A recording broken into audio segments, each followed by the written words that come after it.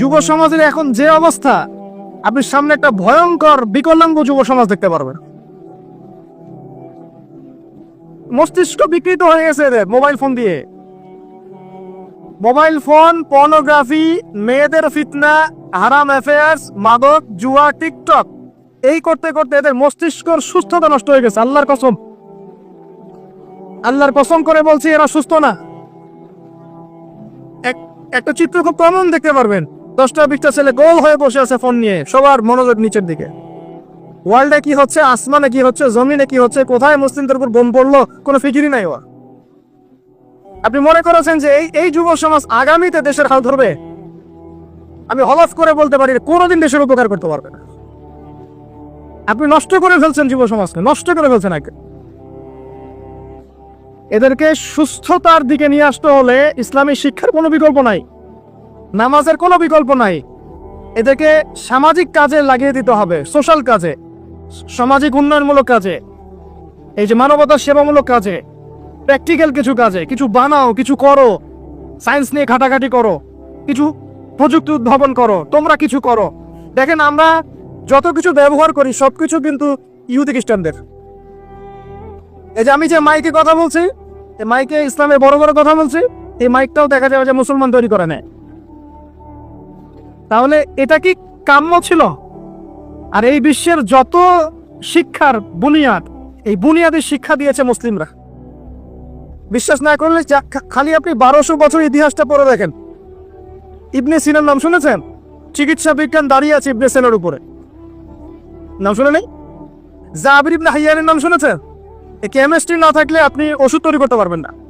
Chemistry না থাকলে কি পারবেন না? মেডিসিন তৈরি করতে পারবেন না। এটা দাঁড়িয়ে আছে কেমিস্ট্রি জাবির ইবনে হাইয়ানের উপরে, যে কি ইউরোপে বলে গ্যাবর ইবনে হাইয়ান। এরকম নাম প্রচুর আছে।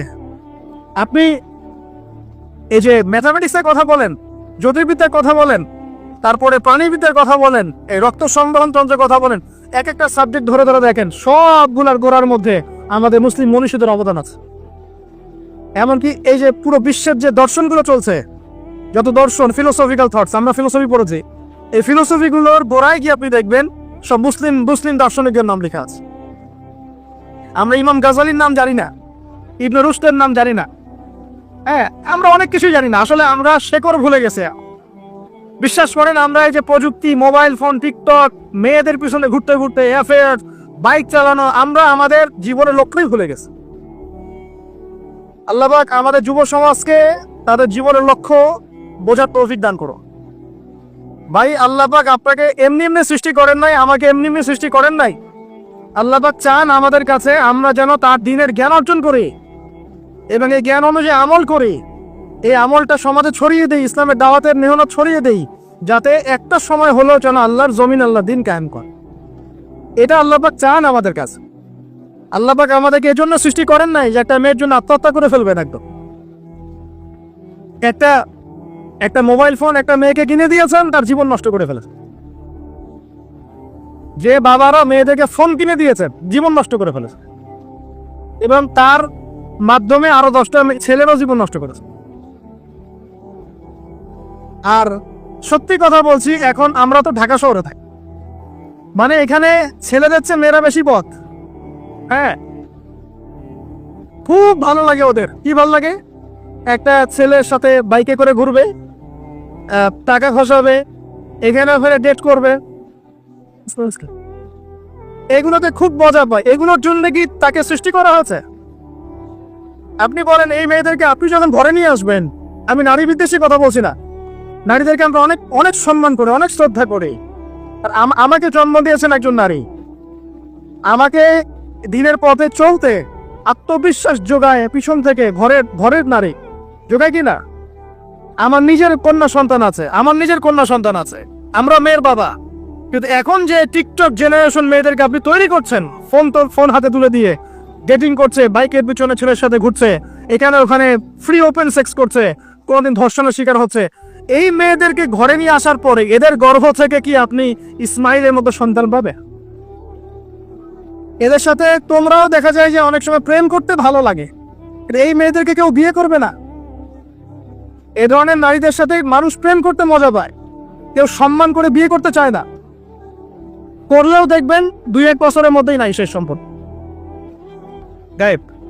তো অনেক দূর চলে আসলাম, এত দূর আসতে চাইনি, কথাগুলো কথার পিঠে চলে আসলো যে সমস্যা হচ্ছে গোড়ায় আমরা আমাদের যুবক যুবতী, আমাদের ছেলে মেয়েদেরকে দিনই বুনিয়াদি ইসলামী শিক্ষা দিচ্ছি না। এটা শিক্ষা দেওয়ার দায়িত্ব প্রত্যেক পিতার, প্রত্যেক মাতার। সে মাদ্রাসায় পড়ুক আর জেনারেল লাইনেই পড়ুক, আপনাকে শিক্ষা নিশ্চিত করতে হবে। কিভাবে করবেন এই হেডেক এখন আপনার, আমারও হেডেক নাই, আমি দিয়ে দিলাম হেডেক আপনাকে। এই হেডেকটা আমার মাথায় ছিল, আপনাকে দিয়ে দিলাম, আপনি চিন্তা করেন কিভাবে করবেন। এখন পারলে অফলাইনে করেন, না হলে অনলাইনে করেন। অনলাইনে আচ্ছা আলোচনা চলে আসছে, একটা কথা বলে দিই, অনলাইনে অনেক রকম কোর্সেস চলছে। তবে আমি নিয়াত করেছি ইনশাআল্লাহ, আমি আরো কয়েকজন ওলামায়ে কেরামদের সাথে পরামর্শ করেছি এবং এখনো করে যাচ্ছি। কমপক্ষে বরেণ্য 8 থেকে 10 জন স্কলার বা আলেমদেরকে নিয়ে অনলাইনে ইনশাআল্লাহ আমরা একটা মাদ্রাসা খুলবো ইনশাআল্লাহ। এটা হলো, এটা অফলাইন না, অনলাইন মাদ্রাসা। আমি নাম দিয়েছি তোহা জিন্নুরাইন ইসলামিক অনলাইন মাদ্রাসা। আমি দোয়া করি আল্লাহর কাছে, আল্লাহ পাক যেন এই মাদ্রাসাকে কবুল করেন।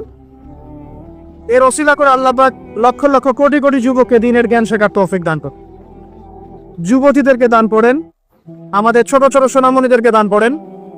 যারা অফলাইনে দিন শিখতে পারছে না, আল্লাহ যেন অনলাইনে শেখার তৌফিক দান করেন। তো এখানে বেশ কয়েকটা লেভেলে বেশ কয়েকটা কোর্স লঞ্চ করা হবে ইনশাআল্লাহ। এবং বাচ্চাদের জন্য বুনিয়াদি নুরানি কোর্স। আপনার বাচ্চা আছে ছোট, 4 বছর 5 বছর বয়স, ভর্তি করাই দিলেন, নুরানি কোর্স করবে, কোরআন তেলাওয়াত করা শিখবে। এরপরে হিপস, একটা হিপসের কোর্স, আপনি অনলাইনেই হিপস করবেন। যাদের বয়স 10 বছর হয়ে গেছে, 12 বছর 15 বছর, অনলাইন হিপস করবেন। আপনি চাইলে আপনার বয়স যদি 30-40 হয় আপনিও করতে পারবেন, তো আপনার ব্যাচটা আলাদা হবে। এরপরে হচ্ছে আমাদের জেনারেল ভাইদের জন্য, জেনারেল শিক্ষিত দিনী ভাইদের জন্য ইসলামিক ডিপ্লোমা কোর্স। এটা কেমন? এখানে 4-5টা লেভেল থাকবে। লেভেল 1 মনে করেন এখানে আপনার বুনিয়াদি জিনিস, আপনার আকীদা, আপনার কোরআন তেলাওয়াতের জ্ঞান, আপনার দৈনন্দিন জিকির আজগার, নামাজ, আপনার হাদিসের মধ্যে ফয়জুল কালামের মতো বই, ঠিক আছে, ইসলামের ইতিহাস, তারপরে ফিকহের মধ্যে ফিকহুল মুয়াসসার, এই ধরনের বই। মানে প্রাথমিক বুনিয়াদি যে জ্ঞানটুকু মাদ্রাসা দেওয়া হয় এটা ইনশাল্লাহ শিখবে। এটা শেষ করার পরে যাবেন লেভেল 2।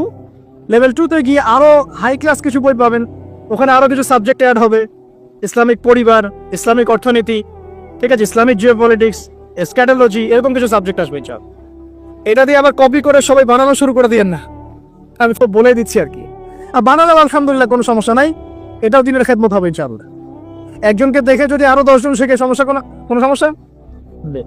এভাবে লেভেল 3তে গিয়ে আপনি মাদ্রাসায় যেগুলো নাহু, হেদায়েতুন নাহু, হেদায়া কুদুরে, এই ধরনের বইগুলো পড়ানো হয়, এগুলো শিখবেন ইনশাআল্লাহ। শেষ লেভেলে গিয়ে আপনি জালালাইনের মতো তাফসীর শিখবেন ইনশাআল্লাহ। মানে একজন মৌলানা সাহেব বলতে বোঝাচ্ছি, আমি তো আপনাকে ফকিহ বা মুফতি বা মুহাদ্দিস এরকম লেভেলের কথা বলছি। একজন আলেম, একজন জাননেওয়ালা বুঝওয়ালা মানুষ যতটুকু দিনের জ্ঞান অর্জন করেন ইনশাআল্লাহ এই জ্ঞানটুকু আপনি লেভেল 1, 2, 3, 4, 5 এভাবে আপনি অর্জন করবেন ইনশাআল্লাহ।